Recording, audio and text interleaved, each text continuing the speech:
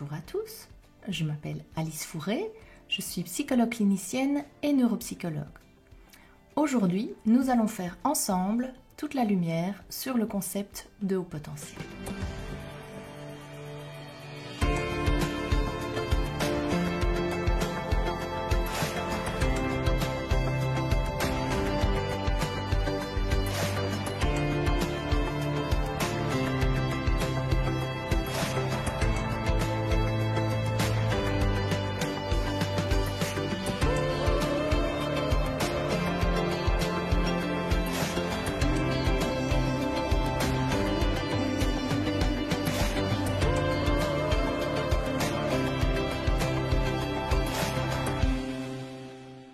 Les idées reçues.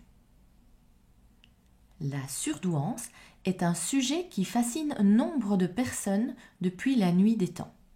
Pour preuve, il aura été au centre des préoccupations tant des chercheurs que des auteurs et fait encore à l'heure actuelle couler l'encre à flot. Il en résulte que les personnes à haute capacité intellectuelle ont été qualifiées d'un vocabulaire très divers. Ce vocabulaire varie en fonction du lieu, de la période historique ou des approches auxquelles on se réfère. On parle notamment de surdoués, d'enfants intellectuellement précoces, de doués, de talentueux, de haut potentiel ou encore de zèbres. Cela dénote la difficulté de se faire une représentation claire de ce qu'est le haut potentiel. À l'heure actuelle, il n'existe toujours pas de consensus sur le concept ou sur un seuil à définir pour cibler cette population. La définition basée sur le QI est généralement considérée comme la plus valide du fait de son objectivité et de sa neutralité. Cependant, il existe une relativité des mesures selon le test choisi. Une même personne peut obtenir des résultats différents d'un test à l'autre. Cette variation des résultats provient du fait que les tests ne contiennent pas les mêmes épreuves et que les scores qu'ils fournissent n'ont pas tous la même fiabilité. D'autre part, on peut voir une variabilité de la moyenne et de l'écart-type en fonction du test utilisé. Par exemple, dans les échelles de Wechsler, on a une moyenne de 100 et un écart-type de 15, alors que celle de Cattell comprend une moyenne de 100 et un écart-type de 24. Un score de 160 chez Wechsler est donc équivalent à un score de 196 dans l'autre cas, ce qui concorde au percentile maximum, c'est-à-dire supérieur à 99,9. Du fait de ce manque de consensus, on peut voir apparaître deux représentations contradictoires qui proviennent en fait de l'histoire de la notion du haut potentiel. À l'époque, on qualifiait d'enfant surdoué un enfant qui avait un quotient intellectuel supérieur à un score de 130, ce qui équivaut à 2 écart-types au-dessus de la moyenne et correspond au seuil statistique indicatif d'un décalage significatif par rapport à sa tranche d'âge.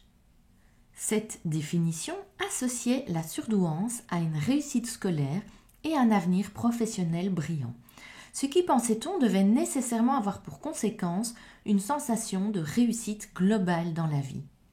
Nous allons voir d'où cela vient. En 1904, il a d'abord été demandé à Binet de développer un test afin de pouvoir identifier les élèves qui ont un retard mental dans le but que ces derniers puissent bénéficier de conditions éducatives adaptées, l'enseignement spécialisé.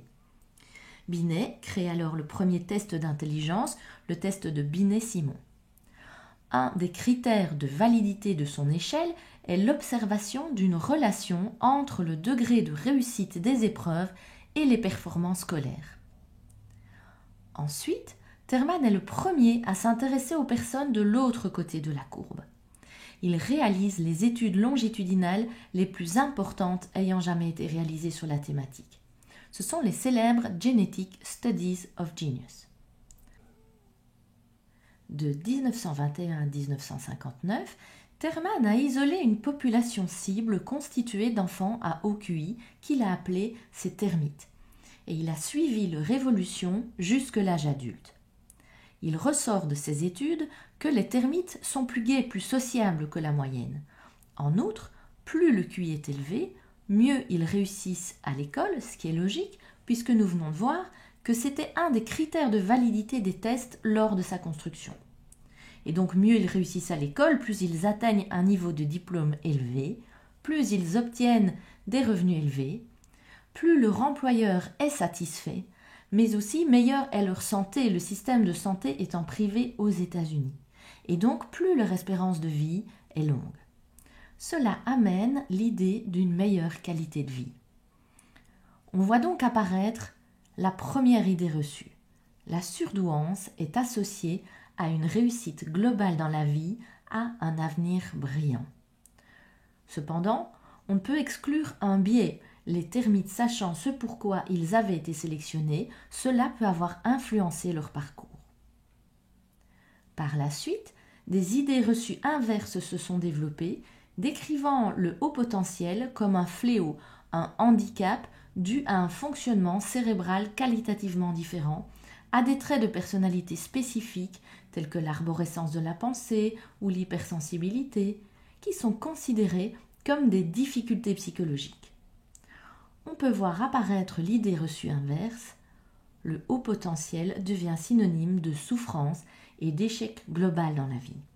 Certaines personnes disent d'ailleurs qu'elles sont intelligentes sur base de ces traits. Nous allons voir si ce concept de haut potentiel existe vraiment.